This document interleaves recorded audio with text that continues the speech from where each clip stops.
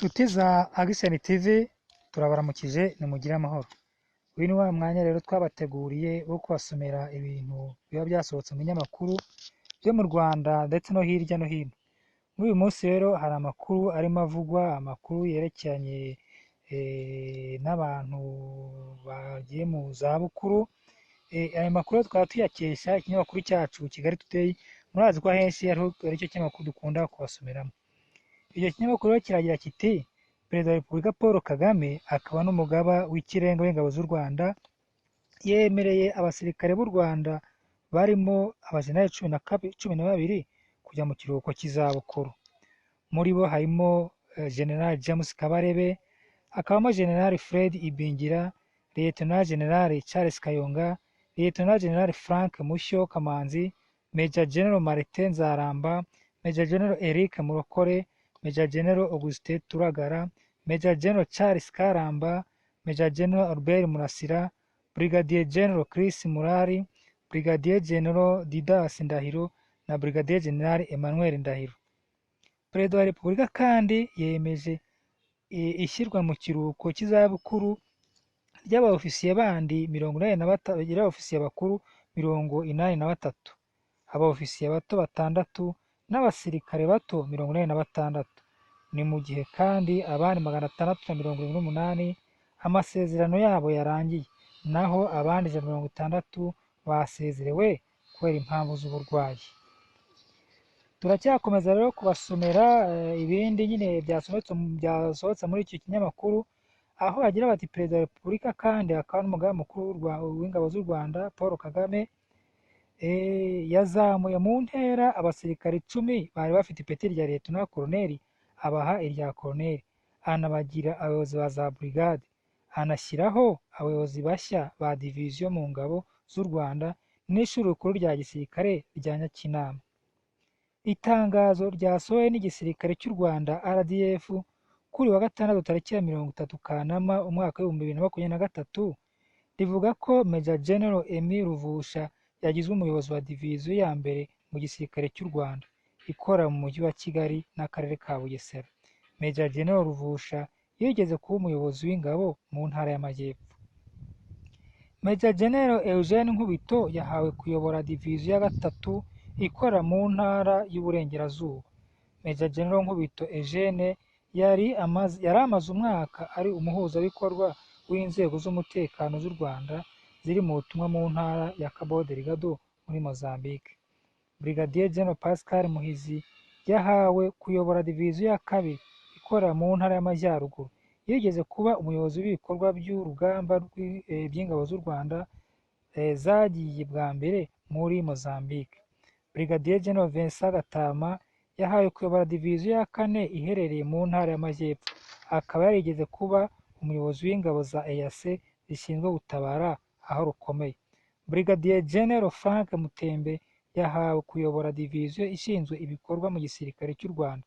Akaba avuye mu butumwa bwo kugarura amahoro muri Mozambique, aho yari akora ibikorwa by'urugamba by'izo ngabo z'u Rwanda. Bakagira bati kandi Brigadier General Andrew Nyamvumba yahawe kuyobora ishuri rya gisirikare rya Nyakinama. Akaba yarigeze kuba umuyobozi w'ingabo mu ntara y'Uburengerazuba. Abasirikare bahawe ipeti rya Colonel bavuye ku rya Lieutenant Colonel. Abasirikare bahawe ipeti rya Colonel bavuye ku ipeti rya Lieutenant Colonel ni Joseph Mwisigiye, Simba Kinesha, Egide Ndayizeye, William Ryarasa, Sam Rwasanyi, Isa Senono, Tade Zayimana, Alphonse Safari, Fidel Butare na Emmanuel Nyirihirwe. Abo bose rero twifurije imirimo myiza. Nanone kandi bakagira bati turacyari muri cya kinyamakuru twabasomeyemo Kigali cya Kigali Today, aho rwose bagira bati ibyo CP John Bosco Kabera azibukirwaho mu gihe ari umuvugizi wa polisi. Iki kinyamakuru kigira kiti imyaka 5 ishize CP Kabera ari umuvugizi wa polisi y'u Rwanda, kuko yatangajwe ko ahawe izo nshingano tariki ya 29 Ukwakira umwaka wa 2018, asimbuye kuri uwo mwanya CP Theo Badege wahinduriwe inshingano. CP Kabera agitangira akazi ke ko kuba umuvugizi wa polisi ntabwo abantu bamumenye cyane kugeza umwaka w'ibihumbi 2019 urangiye. Kuva icyorezo cya COVID-19 cyakwaduka kikagera mu Rwanda, CP John Bosco Kabera yabaye ikimenya bose ku buryo Abanyarwanda hafi ya bose bamuzi ndetse bamwe bakaba basigaranye urwibutso rwa bimwe mu bikorwa yagiye agaragaramo by'ubukangurambaga bwo kwirinda COVID-19.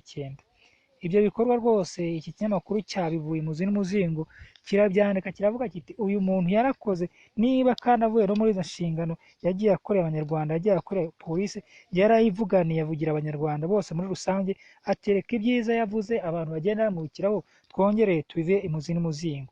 Akaba ari iki gihe rero bavuga bati mu gihe cya COVID-19 se uwo mugabo turimo kuvuga CP John Bosco Kabera yakoze iki? Icyo kinyamakuru kiragira giti mu gihe cya COVID-19 niho yamenyekanye cyane kubera ubukangurambaga yakoze bwo kuyirinda ndetse no gutangaza ingamba zabaga zafashwe na polisi y'u Rwanda zijyanye no gukumira no kwirinda COVID-19 zirimo na gahunda ya Guma mu Rugo. Ni kenshi rero yumvikanye nk'umuvugizi wa polisi atanga amabwiriza ya Guma mu Rugo, aho yajyaga kuri televiziyo na radiyo bikorera mu Rwanda akavuga ko kuva ku wa mbere kugera ku cyumweru gahunda ari Guma mu Rugo. Kubera ko abantu batabyumvaga neza ndetse ntibishimire iyi gahunda ya Guma mu Rugo, kubera imibereho yo gushakisha ikibatunga buri munsi, cyane cyane abatuye mu mujyi wa Kigali, bamwe bumvaga ayo mabwiriza ababangamiye. Kubera ko abantu barengaga kuri ayo mabwiriza, haje no gushyirwaho ibihano abantu barengeje amasaha yo gutaha bagafungirwa muri stade. Iri bwiriza ryo gukererwa gutaha ntabwo ryigeze ryita ku muntu uwo ari we wese icyo akora, kuko mu bafatirwaga muri ayo makosa hagaragaragamo ingeri zose zirimo abihayimana, abayobozi, abaturage ndetse n'abageni n'abandi bose babaga barenze kuri ayo mabwiriza. Uku gutambutsa ubutumwa bwa polisi muri ibi bihe byatumye amenyekana cyane ku buryo hari n'abamuzi ku izina bakamenya no ku ijwi gusa, abandi bakaba bari bamuzi cyane kurusha uko bari bazi abandi bayobozi ba polisi. Turacyakomeza kuvuga bimwe mu bizibukirwa kuri uyu mugabo CP John Bosco Kabera igihe ari umuvugizi wa polisi y'u Rwanda. CP John Bosco Kabera ari mu batangazaga amabwiriza menshi yakurikizwa mu gihe cya COVID-19. Akenshi mu bihe bya COVID-19 yarasaga ku ntego y'ibyo yabaga ashaka kubwira Abanyarwanda, aho yagiraga ati ku wa mbere guma mu rugo, ku wa kabiri guma mu rugo, ku wa gatatu guma mu rugo, ku wa kane guma mu rugo, ku wa gatanu guma mu rugo, ku wa gatandatu guma mu rugo, ku cyumweru guma mu rugo. Andi magambo CP Kabera yakunze gukoresha akangurira abantu kwirinda COVID-19 yavuga ko COVID nta birori izi, COVID itagira anniversaire, kubera ko hari abo yabaga aha ubwo butumwa babaga bafatiwe muri ayo makosa bari muri ibyo birori. Icyo gihe Abanyarwanda bahitaga bamenya ko icyorezo cyakomeye, bakamenya uko bagomba guhaha ibibatunga igihe cy'icyumweru kugeza hasohotse andi mabwiriza mashya. Hari andi mabwiriza rero uwo muvugizi wa polisi CP John Kabera yagaragayemo, nko byerekeranye n'umuvuduko utaragombaga kurenga ibirometero 40 mu isaha.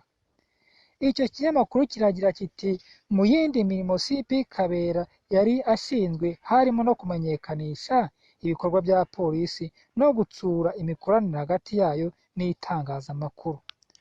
Muri uku kumenyekanisha ibikorwa bya polisi, CP Kabera yaje kuvuga ku bijyanye na kamera zo mu muhanda zandikaga umuvuduko ku binyabiziga. Icyo gihe byateje impaka ndetse bisa n'ibibangamiye abatwaraga ibinyabiziga, bavuga ko guhisha kamera mu bihuru ndetse n'ahantu hatagaragara ari ibintu biba bitakozwe kinyamwuga, ndetse ko umuvuduko wa kilometero 40 ari muto cyane, bituma CP Kabera abijyaho impaka na Kakoza Nkuriza Charles uzwi nka KNC, umuyobozi wa TV1 na Radio 1, kuko batabyumvaga kimwe cyane, basaba ko wazamurwa ukagera kuri CP Kabera na KNC bagiye impaka ku muvuduko wa kilometero 40 utaravuzweho rumwe. Iki kibazo cyaje kugarukwaho na nyakubahwa Perezida wa Repubulika y'u Rwanda Paul Kagame, aho yavuze ko uyu muvuduko ari muto cyane, basaba ko wazamurwa ukagera kuri kilometero 60. Ibyapa by'umuvuduko wa kilometero 40 utaravuzweho rumwe byahise bikurwaho, icyo gihe hashyirwaho ibyapa by'umuvuduko wa kilometero 60 mu isaha. Ku birebana na kamera zihishwa, CP Kabera ntiyaciye ku ruhande, yabwiye abatwara ibinyabiziga ko batagomba kugenda bacunganwa na kamera, ahubwo ko bagomba gukurikiza amategeko yo mu muhanda. Ati ntimugakurikize, ntimukagende mureba ngo ese kamera ziri he, mbese abantu batwarikira umuvuduko ari he. Ati ahubwo mwebwe mujye mucunganwa no kumenya cyangwa kubahiriza amategeko yo mu muhanda. Hakaba hari ubundi bukangurambaga bwise ubwagerayo amahoro. Icyo kinyamakuru kigira kiti nubwo ubukangurambaga bwagerayo amahoro bugamije gukumira impanuka zo mu muhanda, CP Kabera ntiyatinye no kwinjira muri za kiliziya no mu nsengero kwigisha imbaga y'abakristu yabaga iteranye baje kumva ijambo ry'Imana, nawe agahabwa umwanya wo kubigisha kwirinda impanuka. Ibi byatumye abantu benshi bamumenya ndetse bamushimira uburyo yisangaga ahantu hose. Kiliziya Gatolika yafatanyije rero na polisi mu bukangurambaga ku mutekano wo mu muhanda. Iyi gahunda yagerayo amahoro ariko yaje kujya igaragaramo udushya turimo kwerekana abanyamaguru uko bambuka umuhanda ahabugenewe hazwi nka zebra crossing. CP Kabera ubwe yafashe telefone ashyiramo ekuteri maze atangira kugera muri zebra crossing yerekana amakosa akorwa n'abiganjemo urubyiruko ndetse n'abagore bambuka n'abitaba za telefone banagenda gake gake bamangamanga badashaka kuva mu muhanda, bikaba byateza impanuka. Icyo gihe abantu benshi bakwirakwije video arimo yerekana uko bagomba kwambuka muri zebra crossing ku mbuga nkoranyambaga zirimo Twitter na Facebook, bamushimira uburyo yisanisha n'ingeri zose kandi agatanga ubutumwa busa n'urwenya ariko bukagera ku bantu benshi. Ku bukangurambaga bwo gukoresha zebra crossing, yabwiye abatwara ibinyabiziga kujya bubahiriza uburenganzira bw'abanyamaguru kugira ngo batambuke mu ituze. Ati namwe abatwara ibinyabiziga mugomba kubahiriza zebra crossing kuko niho hagenewe abanyamaguru, yaba umwe cyangwa babiri bahagaze bashaka kwambuka, hagarara ubahe uburenganzira bambuke. Muri gahunda yagerayo amahoro yazanyemo n'agashya nka street quiz. Ubu bukaba ari uburyo polisi yashyizeho bwo kubaza abanyamaguru ibibazo mu mutwe hagamijwe kubigisha amategeko y'umuhanda no kugira ngo babarinde gukora amakosa igihe bageze ahari ibimenyetso bimurika aribyo bita feruje. Abanyamaguru bashimye iyi gahunda ku buryo bamwe batagikora amakosa yo kwambuka batubahirije ibimenyetso biri muri feruje.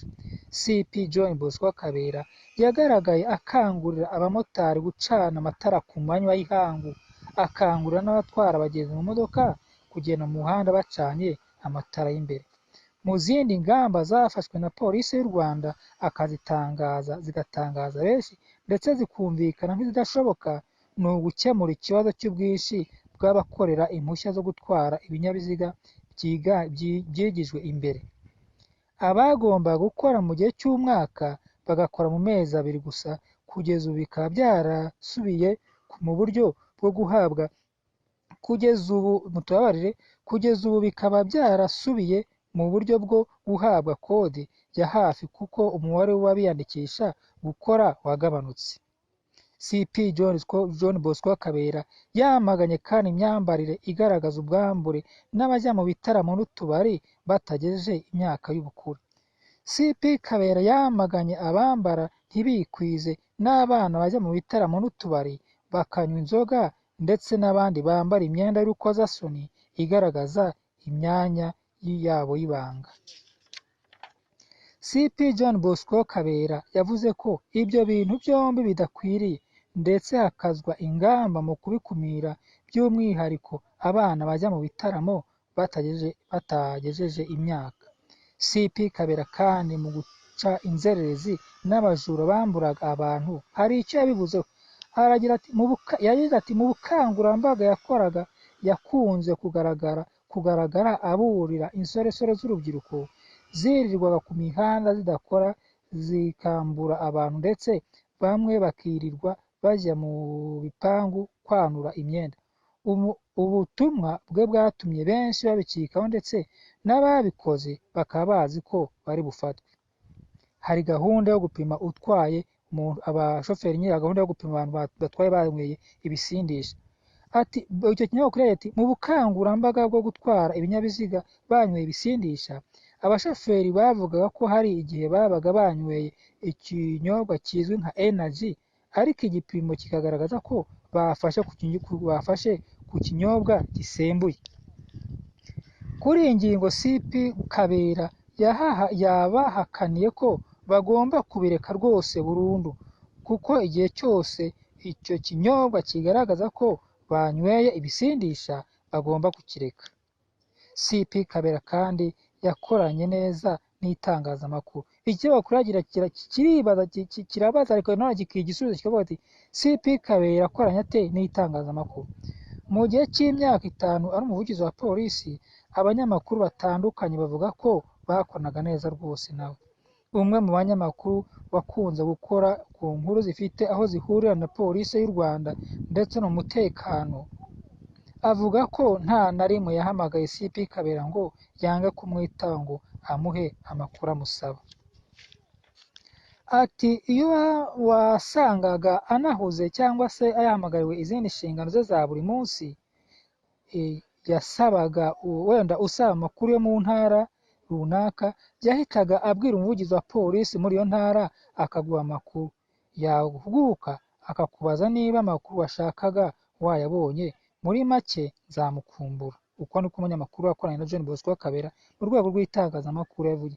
Ati nzamukumbura, natwe abanyarwanda mu ijwi rye ryuje impanuro natwe tuzamukumbura nubwo nyine azaba wenda arimo kuvuga mu zindi inshingano yahawe. CP John Bosco Kabera akomereje mu nshingano zo kuba komiseri wa polisi ushinzwe umutekano w'ibikorwa remezo n'ibigo byigenga bicunga umutekano. Tumwifurije rero kuzagira ubuzima bwiza, tumwifurije ishya n'ihirwe mu mirimo mishyashya agiye gutangira. Turacyakomeza kubasomera ibyanditswe mu binyamakuru aho turi muri cya kinyamakuru cyacu nanone Kigali Today, aho banditse bati polisi y'u Rwanda ibonye umuvugizi mushya.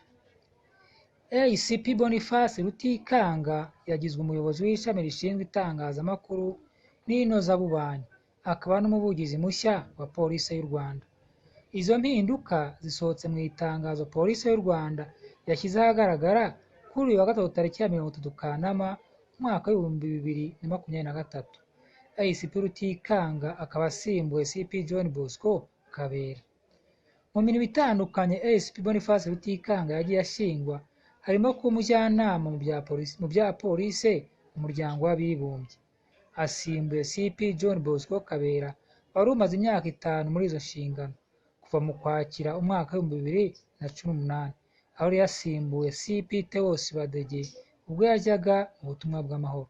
Nawe rero tumwifurije imirimo myiza kandi Uwiteka Imana Nyiringabo izamubashishe byose umurengezi wa twese. Murakoze.